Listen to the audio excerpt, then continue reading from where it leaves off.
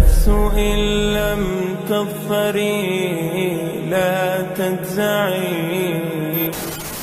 المرء على دين خليل فلينظر أحدكم من يخالل. Mtu yuko juu ya tabia na mwenendo wa rafiki yake, angalie nani mmoja wenu amfanye kuwa ni rafiki. Marafiki siku ya kiyama watakuwa ni maadui wao kwa wao, kila mmoja anamsuta mwenzie. Wewe umenisababishia, umeniondoa kwenye taa, wewe umenisababishia nimwasi Mola wangu, wewe umenifanya jambo kadhaa, na wewe anambia sio mimi, ni wewe, ni wewe, mimi wewe, mpaka wanachukuliwa tupo motoni. Illa almuttaqin. Sisi ndugu zangu katika imani, leo tunamuasi Allah, hatuswali kwa sababu tunakaa na marafiki waliokuwa wabaya. Leo ndugu zangu katika imani tunafanya machafu, ni kwa sababu marafiki zetu ndio wanaotuangamiza. Unakuwa na rafiki wa kweli, lakini kumbe nyuma ya ukweli wa urafiki wako yeye mwenzio ana husda, wivu uliokuwa mbaya, hakutakii kheri hata kidogo. Unamfungulia kifua, unaongea naye, lakini mpe mgongo, wallahi atakufanyia husda na maneno ya ajabu ya ajabu ya ajabu. Angelikuwa ni mkweli rafiki wa kweli, aibu zako atakwambia ndugu yangu mche Allah, ndugu yangu kadha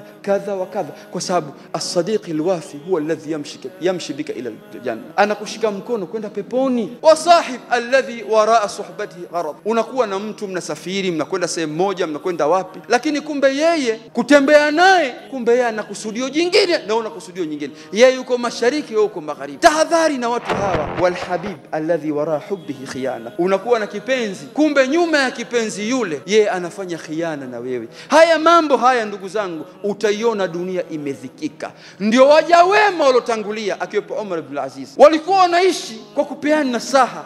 Sisi leo ukimwambia rafiki yako ukweli ndio amekuwa adui yako. Tuongozane katika misingi ya kheri. Kama ni ganji acha utakufa, kama ni khiana acha utakufa, kama ni husda acha utakufa, kama ni ushirikina acha utakufa. Hao ndio marafiki ambao unatakiwa wewe uwe nao. Anakwambia twende tukaswali, acha mpira, acha kadha, acha kadha, muda wa swala huu mche Mola wako, acha zinaa, acha kadha. Hawa ndio marafiki wa kweli wa kuwa nao, ambao mnatembea na nuru ya malaika wanawafuata. Hawa ndio watu wa kufuata nao. Lakini ukikosea ukawa na rafiki aliyekuwa mbaya, wallahi ndugu zangu katika imani ni majuto. Wako watu humu wanaachana wake zao kwa sababu ya rafiki mbaya. Unamkuta mtu anamchukua mwenzake, wanakaa nje mpaka saa 7 usiku, saa 8 usiku. Mtu kaoa, anasababisha bugdha katika maisha ya ndoa. Unamkuta mwanamke anaachika sababu moja tu, rafiki yake hakuwa mwema, kamwambia maneno mpaka mwanamke kachukia kwenye ndoa. Urafiki, mtu anagombana na watu kwa sababu ya marafiki waliokuwa wabaya. Sasa mtu aangalie, leo Allah kafumba, hatuonani vifua vyetu na nyoyo zetu, lakini wallahi Allah siku anakuja kumuonyesha huyu mtu ndio rafiki yako, huyu ndio mtu ulikuwa naye, wallahi jambo lilokuwa baya, ya wailata